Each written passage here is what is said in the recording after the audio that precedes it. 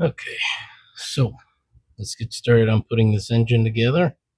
It's pretty simple. I'm going to show you guys the process in which I go through to, just give it a once over check to make sure that there's nothing in the actual engine itself that, might be harmful. Let's get this pin out of here.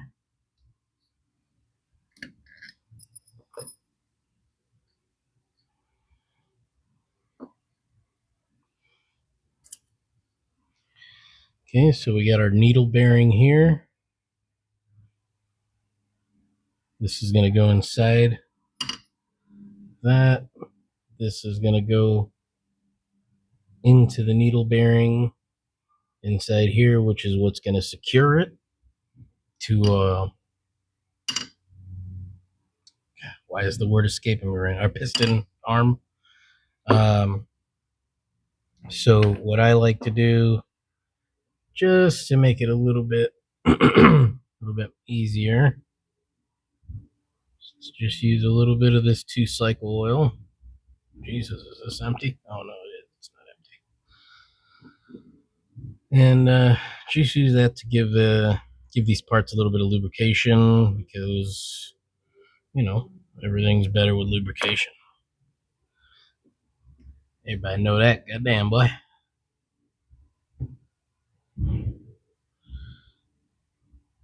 Get these parts all lubed. Once they're all lubricated, I'm going to fit this on here. Put the needle bearing in your piston arm first. And take note, there is a arrow on your piston here. You want that going forward towards the direction that your exhaust is going to be facing. So opposite where the direction that your carburetor is going to be facing. Probably don't, I'm sure I don't need to clarify it like that, but you never know. Like I said, I'm going to try and walk you guys through and hold your hand on this. So you're going to slip that on. You're going to be looking inside, carefully get it lined up, and then you can push your piston through, or you can push this post through the piston.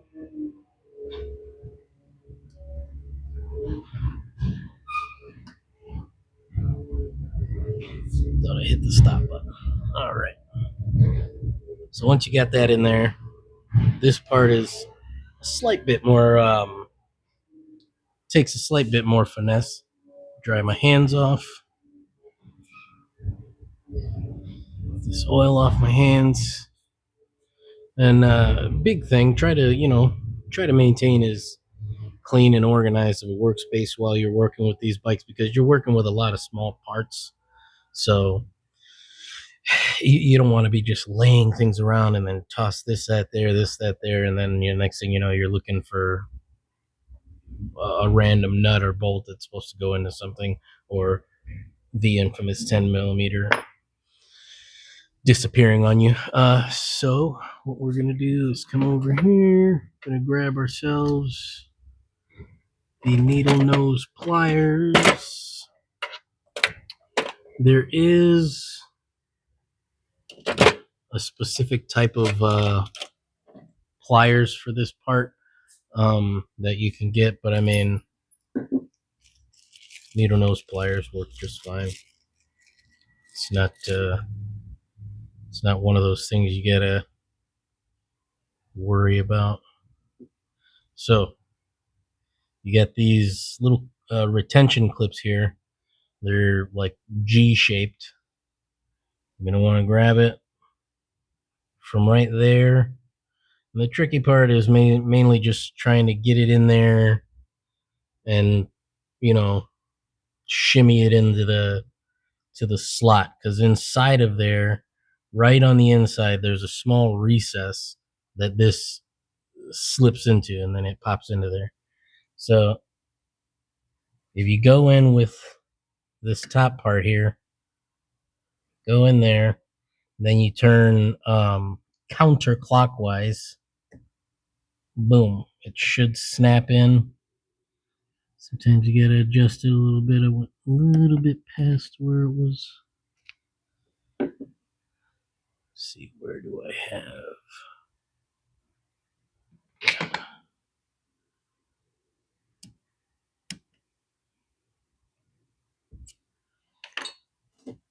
Take this out a little bit.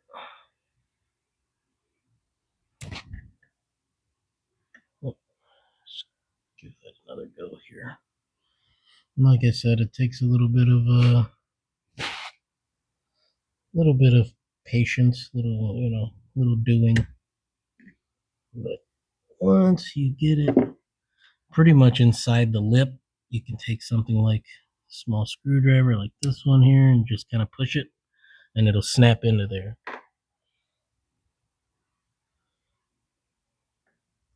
So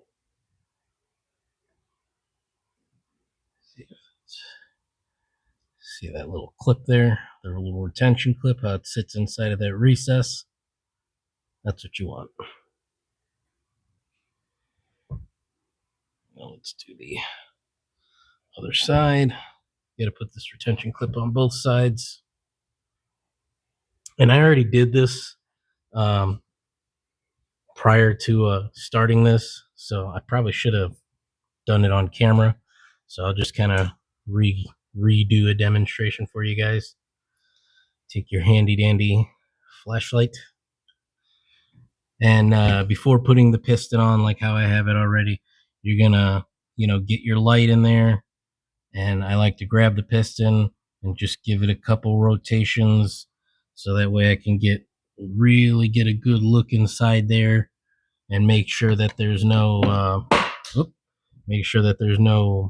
debris or anything like that, metal shavings, what have you, that could possibly have come from during shipping or anything like that, any type of contaminants. You don't want anything getting in that's going to tear up these cylinders. Now, mind you, these cylinder bodies, they come, unlike most two strokes, they come with an iron sleeve. So as you can see, it's magnetic. So it comes with an iron sleeve, and that's really beneficial because it allows for a lot more durability for your engine as opposed to most other cylinder bodies. I know I got one here, which are aluminum. So as you can see, non-magnetic. It's just aluminum. It's just a cast aluminum piston, and then they bore it out. Um, they're a lot less resistant to wear and tear.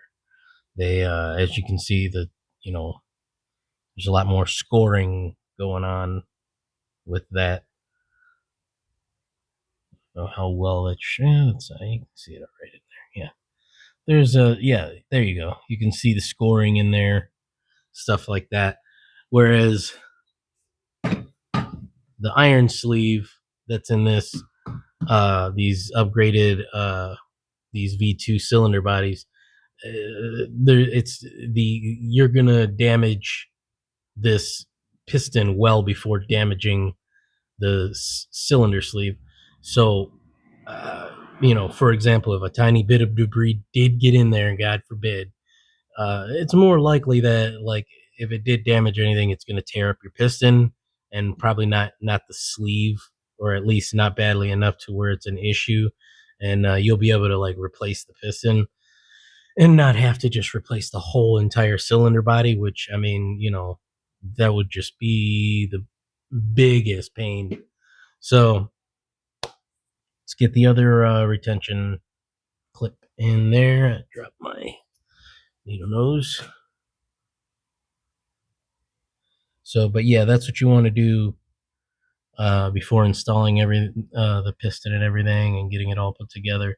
Which, like I said, I did that before starting the video. I should have done that on video so you guys could see. Then we get this Get that pin pushed all the way in so that way you can access the little recess there. Slip our clip in there. You want to be careful. The reason I'm going slow like that is because I don't want to scratch my piston. These pliers, they're made of steel, a much harder metal than your piston is. They can easily mar up your piston. You don't want to do that. I have spare pistons that I bought just in case, but I'd rather have extras laying in the drawer than have to use my extras right out the gate. So you got a little piece of debris that came off my hands there. You don't want that on your piston. You want to get all that stuff wiped off.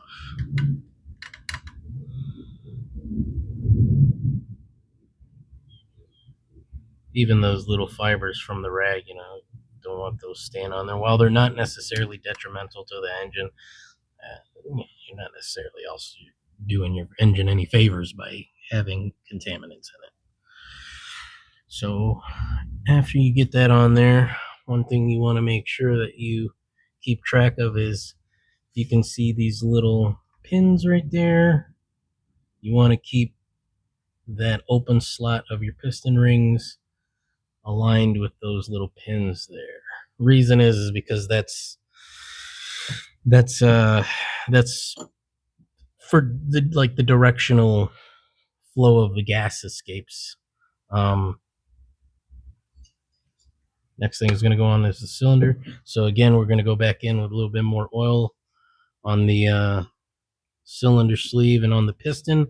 Don't worry about this little bit of oil. It's not like you're drowning this thing in oil or anything.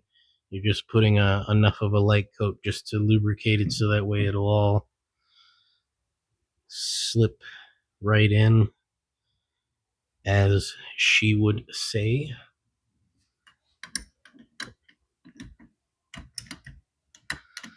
Lube it up. Children, avert your eyes. Don't worry about where I learned this. All right. So when we go in with our cylinder body, you want your intake port aiming towards the back. And as you can see on the inside here, there's, you got like a taper. So don't try and, fit your piston on any other way. Any other way aside from what you see me demonstrating is going to be the wrong way, the wrong direction. So intake facing the rear, basically your intake port should be on the same side that your clutch lever is on. All right, this should be on your right side. We're just going to kind of gingerly shimmy this on there. Sometimes you got to kind of, give it some wiggle. Get it in there. Damn, my earpiece keeps falling out.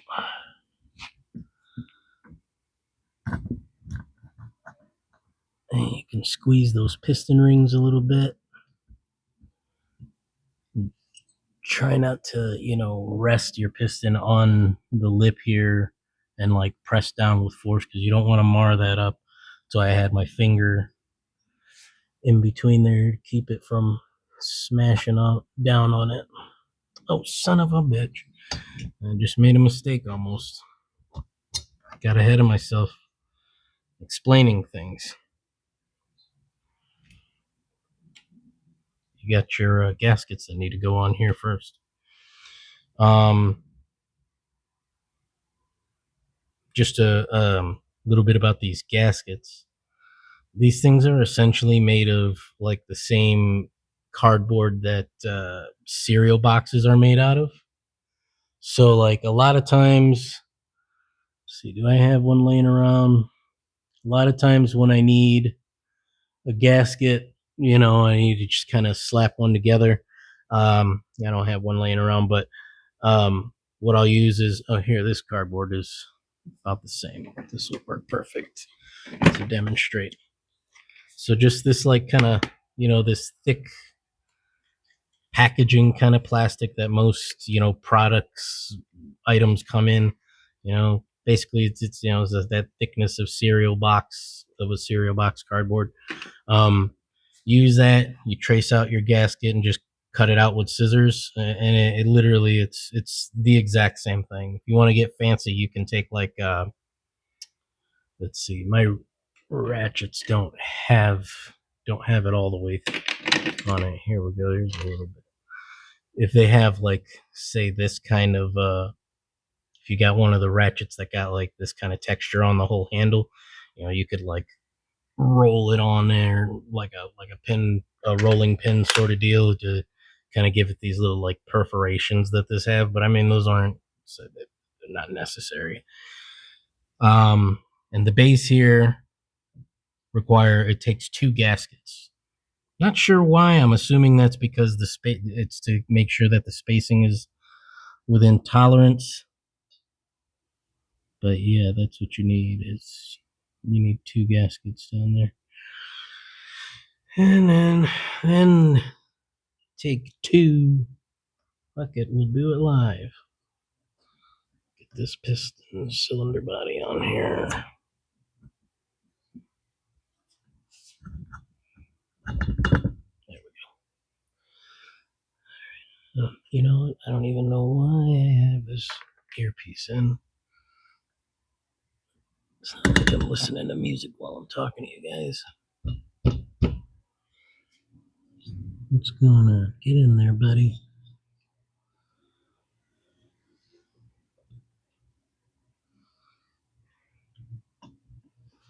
Let's see, where are we getting caught up at?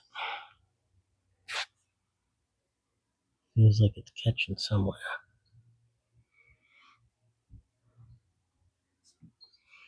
All right. When in doubt, never force it. So let's pull it back off a little bit.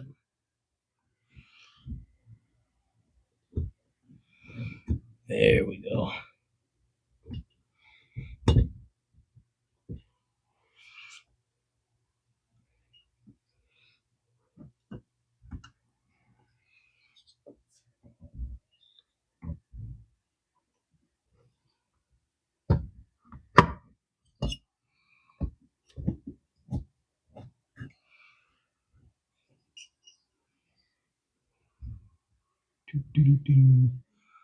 Aziz, light. Don't know if any of you have ever seen Fifth Element, but if you know, you know. It's kind of a pain in the ass here to get these holes lined up with the gasket, but as long as you're careful, anything's possible. Got that. Now we're going to go with our gasket. Now, a word about these gaskets. So far, to my knowledge, I can't find any of them that are made to fit these V2 upgrades. But if you're running an 80cc, they make these gaskets that are made of copper. I think there's bronze ones as well. Point being is that it's a softer metal. And being that it's slightly softer, it squishes a little better when you tighten everything down, which means you're going to get a better seal. So just a pro tip sort of thing. Also, just a fun side fact. It used to be this alchemist metal called orichalcum that everyone always thinks is some sort of mythical alchemist, metal, like, that you can never find or whatever, and it was from the lost city of Atlantis. Orichalcum is just brass, I think. That's just what they called it at the time. It was orichalcum. Kind of a useless tidbit of information, but who cares?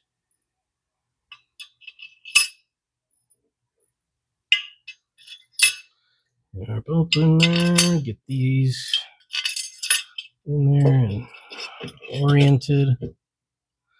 Don't worry, I brushed off the wood surface. It's not going to scratch it.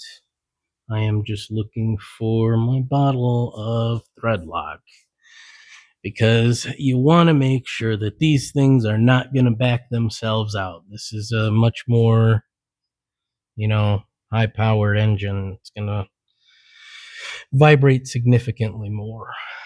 When I put on thread locker, people, they got all different kinds of way. Everyone's got their way of doing it. I like to make sure that this thing is like pretty much saturated. Don't cheap out on your thread locker. Not on this type of thing. This is not the type of piece of equipment to skimp out on when it comes to taking the extra steps. If you notice, there's one big main theme with my bikes, and that's that I don't. I like adding performance and everything like that, but I don't sit there, just doing nothing but trying to get more and more speed. For one, you're riding these things in, civilian neighborhoods and stuff. And it's not like it's a legitimate motorcycle. Uh, I'm not trying to take all kinds of unnecessary risks. For the most part, when I'm riding, to and fro, grocery store, corner store, whatever, I'm pretty much keeping it around 20, 25 miles per hour. I mean, there's really no point in going any faster. Not to mention the brakes I have, while they're really good brakes, they're not as good as disc brakes. So, I mean, these things aren't going to stop on a dime. And trust me, if you're doing faster than like 25 miles per hour and you got to stop because a car is not paying attention and flies around a corner, you're not only going to be awful sore, you're going to be awful dead when that freaking thing hits you because he can't see you. And I promise they cannot see you. You are virtually invisible on these bikes. Now, one thing I'm going to say about these cylinder heads, come on, I won't get past the gasket hole. It's kind of blocking it up. One thing I'll say about these when you're putting these together here is you want to get these threads started first. You don't want to just go in with a power tool and just brrr. You could do that, but I mean that's taking a real big risk, because if you slip and you cross thread it or something, man, it's gonna be a pain in the ass to fix that. But I will explain real quick in a second how to fix that. So I like to use this screwdriver. Is great. Get one if you don't have one. They're $20 on Amazon. It's got 40 pounds braking force, which means if you're turning it like a regular screwdriver, it can be turned up to 40 pounds of braking force before this starts twisting. And it's got 20 pounds of torque, which means pressing the button is 20 pounds of torque. Putting these bolts in, I believe, is like 13 foot-pounds. So when putting these on, because I do have a torque wrench, but the issue with that is that it's a half inch, and I don't have any bits that'll size it down this small. I need to get some adapter bits. I have them laying around somewhere, but I'm not going to dig up the whole shop right now. And I've been putting these things on long enough that I know the feel of how tight to turn it.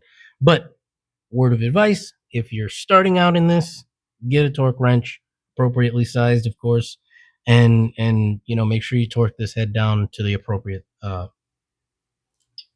pressure. So this screwdriver also, by the way, it has 3 settings for torque.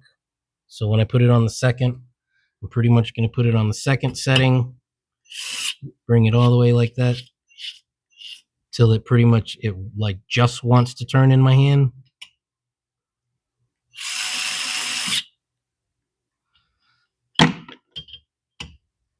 And then once I get those zip down in there like that, I'll go back with I'll come back with the ratchet here, and I am gonna need again the elusive 10mm socket. Where are you?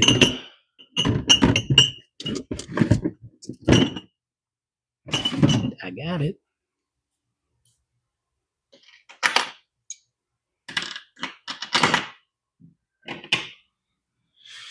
Here's the 3/8 ratchet. I'll feel like digging out the 1/4 inch.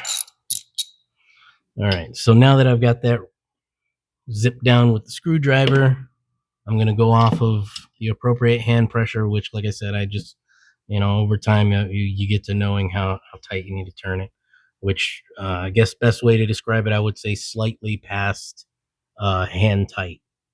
So now that we're there, I'm going to bring it. Like I'm pretty much just using strictly wrist strength to tighten it, not like my whole arm. One a little bit. Yeah, that should be good. And I'm going to go in an X pattern on these. This is just to ensure that you're tightening it down evenly.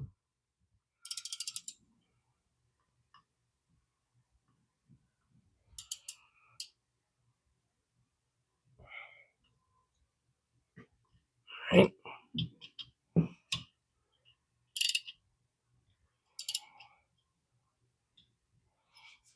Gripping this thing's a little bit awkward.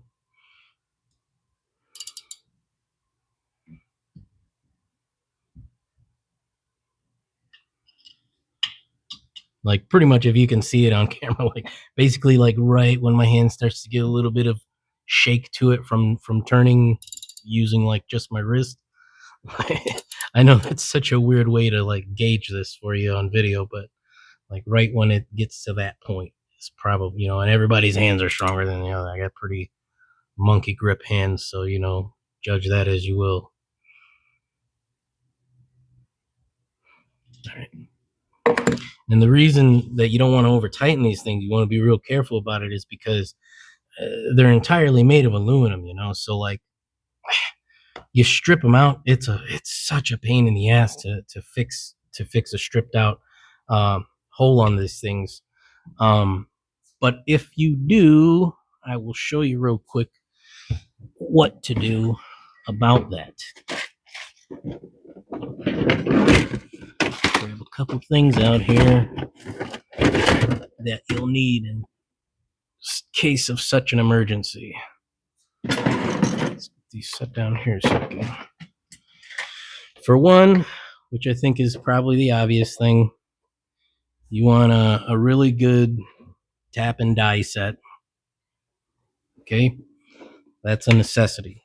First thing, if you're gonna get into these bikes, I would even advise like buy these essential tools and things like that you'll need before you even start getting into it, because you're gonna make mistakes in the beginning. Trust me, you just are, and it's gonna be beneficial if you have the tools to appropriately fix them. You'll see how to fix them on my channel. I'll demonstrate these things eventually, so just keep up with my channel and you'll eventually learn it too. You want one of these helicoil. I always forget the word. Helicoil kits. And now, what the heck does this go? What this is for is you have like everything pre-sized and matched up appropriately, so it takes all the guesswork out. So you got your bit to drill out the hole. You're going to basically, whatever the hole is that's been stripped out, you're going to go one size up from what that is, and you're going to pick you're going to grab the appropriate drill bit out of here, drill out the hole. You use the appropriately sized tapping bit so that you can tap the hole, and then what comes after that is, I don't feel like tearing the whole thing apart right now. It's gonna be a pain to put it all back. Take these, which are the actual helicoils, and basically what these things are is they're steel coil that when you that's the outer diameter is a size up from the bolt that's been stripped out, and so basically the inner diameter will now be the exact diameter of what you need to screw into there. So when you use this to tap the threads, you then will use this insertion tool, and oh, would I grab the wrong size one? And it fits in. It's got this slotted spot here, and you'll screw that into the new thread that you've made. And then once you've done that, you take this out, and you take this punching tool and pop that in there, give it a tap with a hammer. That's going to break off this little piece here, the little tail. And what you've done essentially by doing that is now completely replaced your thread with a steel thread. So in reality, you've actually now made the thread even stronger. It's going to be like 6 times stronger than the one that was already there. But the reason I would advise against like preemptively going through and retapping everything on the engine, like, oh, I'll just do that ahead of time and nothing will ever break on it, is because once you do that, that's like your last repair. You know what I mean? That's like the last fix that you're going to do on it. As far as, if it strips out again, man, I'm not even sure what you do then. You got to find someone who knows how to weld aluminum, I guess. So we've got the engine put together. It's now assembled. It's ready to get put onto the bike, and that will be a separate video because in spite of the fact that I got my misting system on out here, it is still blazing hot right now. So I'm calling it for the day. I just wanted to show you guys how to get this thing assembled and put together. Boom, boom, boom, boom, boom. We're good to go. Golden God status, baby. And we'll catch you in another one. And by the way, if you got to work in the heat, one of these misting systems, it ain't half bad.